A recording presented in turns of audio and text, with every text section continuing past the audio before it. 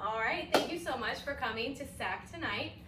We're going to be talking about iReady. It's a computer program that we use here at Seminole Trails and in Palm Beach District.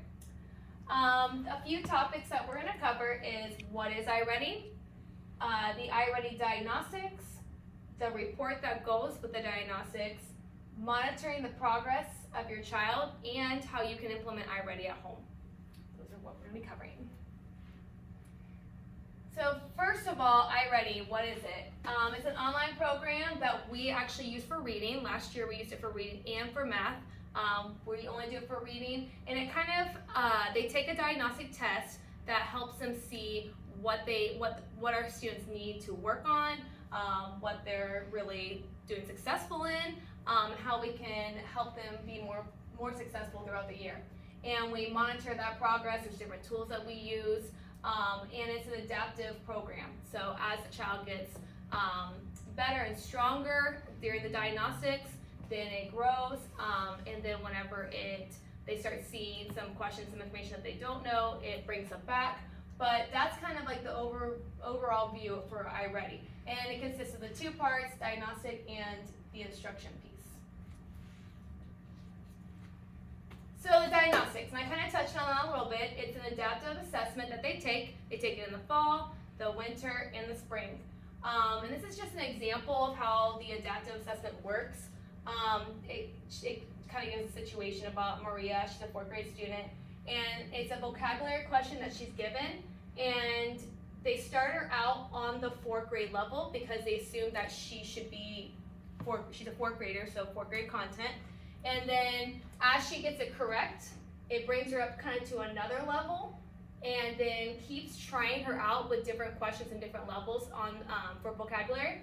And then when she gets one wrong, it like brings her back down until they find that level that's perfect for her in vocabulary, in that domain.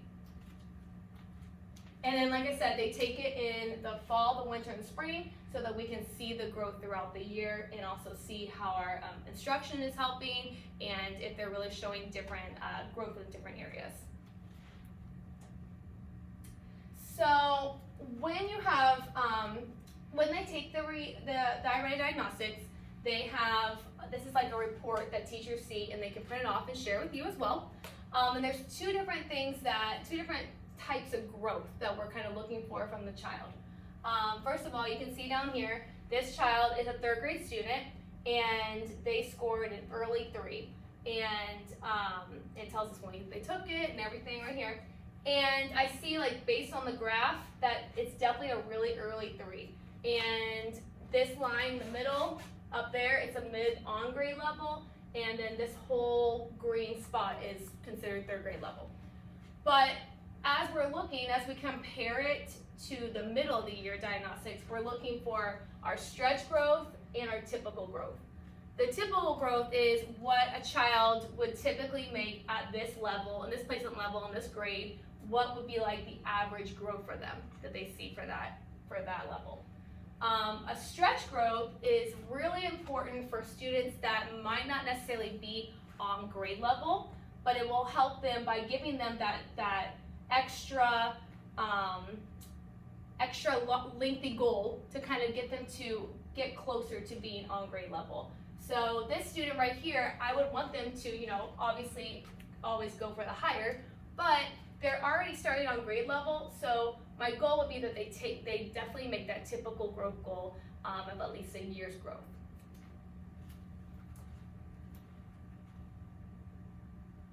Then the other piece, so this is just the first piece of just looking at the overall. When we look at it, we don't want to just look at the overall score. We want to look at what areas were the strengths and what were the areas that we need to grow on. So these are our domains. The top 3 are foundational domains. They are what we typically want them to learn, K1, Sum of 2.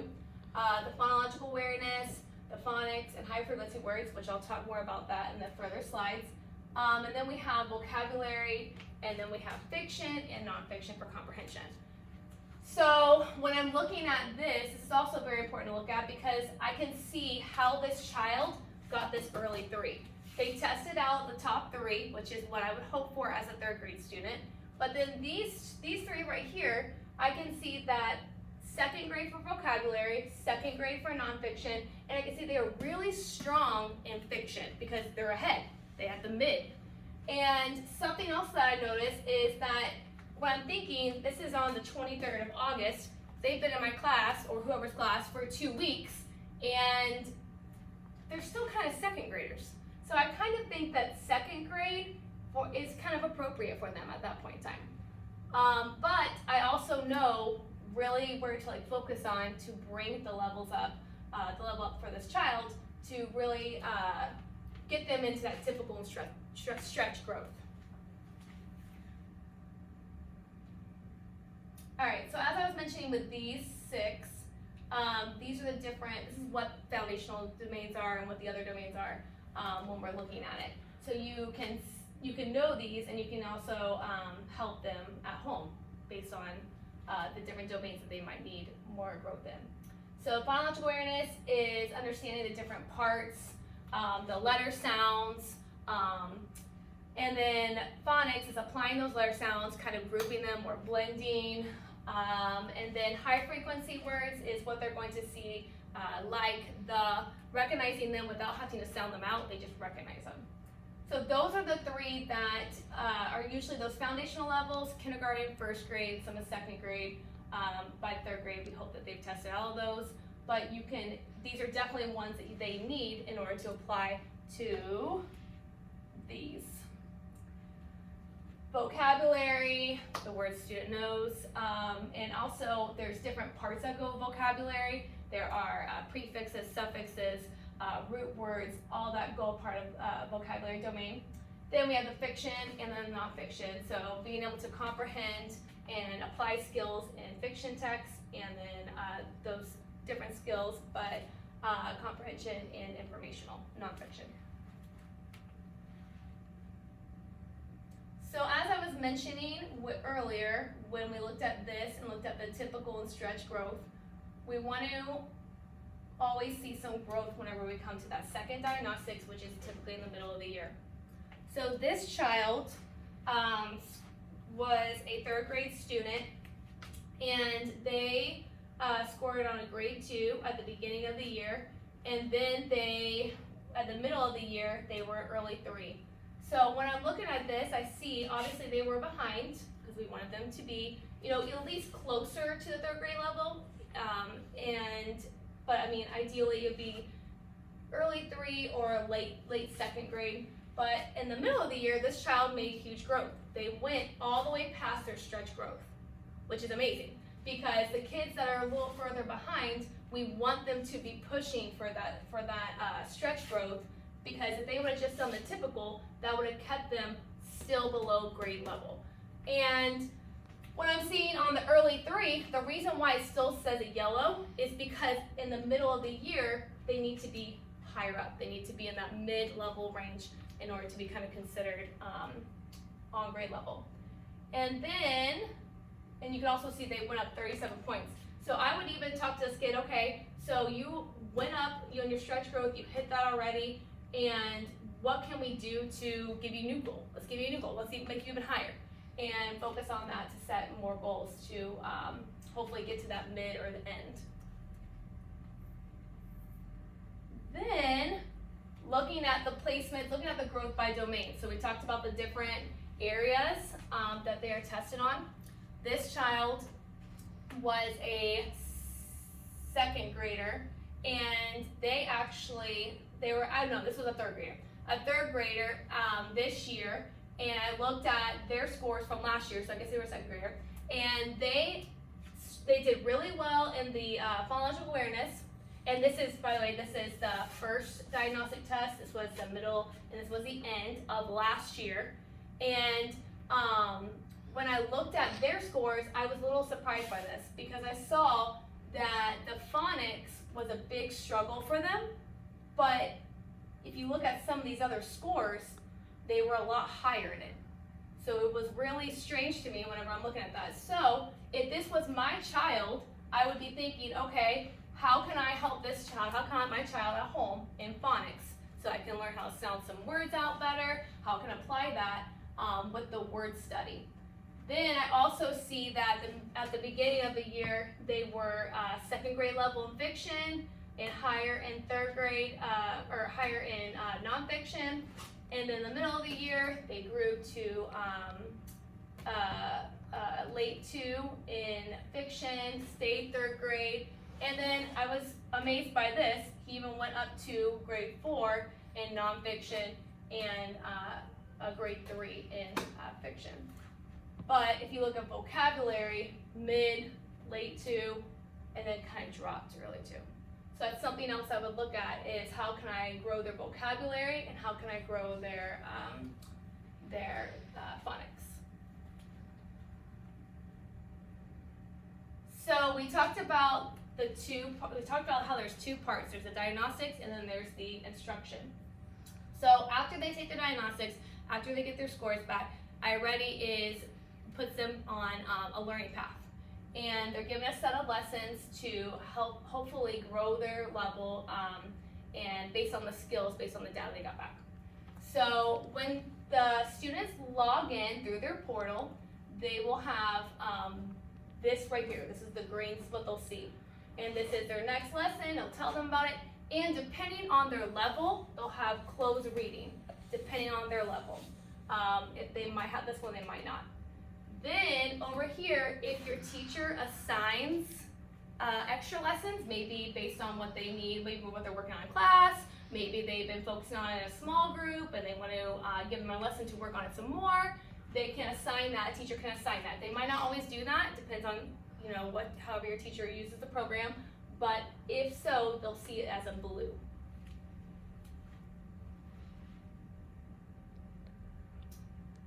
Monitoring progress. So each week, our goal for the students is that they're getting at least 45 minutes on the program. So they can track that by clicking on My Progress, and they can see how many minutes they've been on for the week. They can also see the number of lessons passed. So on here, it just tells them lessons passed for the entire year. The way that we are tracking it is that we want it to be what pass rate are you making each week. So it all depends on the grade level and what level placement they're on. It can range on how many lessons they should be completing because some lessons are longer than the others. When they go on here, you can see this child has a pretty strong pass rate for the year, 7 lessons passed out of 8. But each week we're looking at what lessons is the child seeing, and are they passing at least 75% of them. And then you have the lesson streak, number of lessons your child's passed in a row. So it's just an extra fun thing here that just it's something that different classes do different ways to track it, and it's like how many more can I get in a row, and then they'll get like a prize or something if they do a certain amount. But this is something that you can see at home as well. Whenever they log in, ask your child, how many minutes have you done so far this week? If they've done 45 minutes for the week, okay, great. But what lessons did you see, and how did you score on those, and how are you doing on those? So really seeing that will kind of go along with how they did on the diagnostics. If they were, lower in that vocabulary, like this child, he went down here, then I would really be monitoring my child's lessons and looking at anytime they hit a vocabulary lesson, how do they do? And that will help me know what I can work on with my child at home. Then, if you click on, so from here, if you click on completed work, this will show. So this is where you can see the lessons and their scores on it.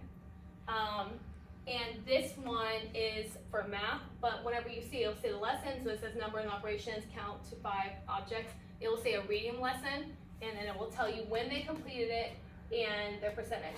So like, for example, on here, they had a diagnostic, and then they have January 15, 2019, and then their next lesson was February.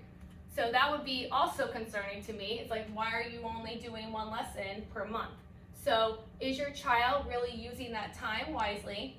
And are they working on their lessons? Are they completing lessons? Or are they just opening it up and then opening up another one and actually not really using the program the way it should be. So that comes from monitoring not only at school, but also at home. And as I kind of touched on throughout, is some ways that you can help monitor at home or using iReady at home is the usage of the pass rates. Notice if they're struggling, work on it, contact the teacher if you notice it as well. They can send home extra resources that iReady offers and also some other district resources that we can use to help, and they might direct you to different programs to kind of help further their understanding of the skill. And then also, this one's really important, during school breaks. So we have Thanksgiving break coming up for a week, we have winter break for a couple weeks, and we still want kids to get on the program and still get their 45 minutes, still pass their lessons during those times. If you don't have a computer at home, you can go to the library, ask a friend. Also, iPads, it works on iPads now, and I do have a sheet to pass out to you, and it kind of explains how you can download it and how you can get access into it, and it also goes over some of the things that I also went over. And so we talked about how you can do it at home, and these are just a few pictures on how we do iReady at Seminole Trails. Different teachers have different ways that they're monitoring it, and also, you know, rewarding. We want kids to be excited about it. We want them to try to beat their streak, try to get the pass rate. We have we do classic grade level winners that get they used to be trophies. They're rockets this year. That way it kind of gets them a little more competitive, class versus class. But also within the classroom, it kind of builds a team together, because now we want to win, and it gets them excited as well. And then as a school, we really try to highlight the classes and the teachers and the students that are really shining the most growth, looking at how they grew from one diagnostic to the other, setting goals and reflecting. We really want it to be a positive thing, and so if it's done at home and at Seminole Trails all together, then they really know that we're all communicating and we're all pushing for meeting that typical or stretch growth. And then, any questions? All right, well, thank you so much. Please don't hesitate to email me or contact me, and I can further assist you in iReady. Thanks. All right, thank you, Ms. Davis.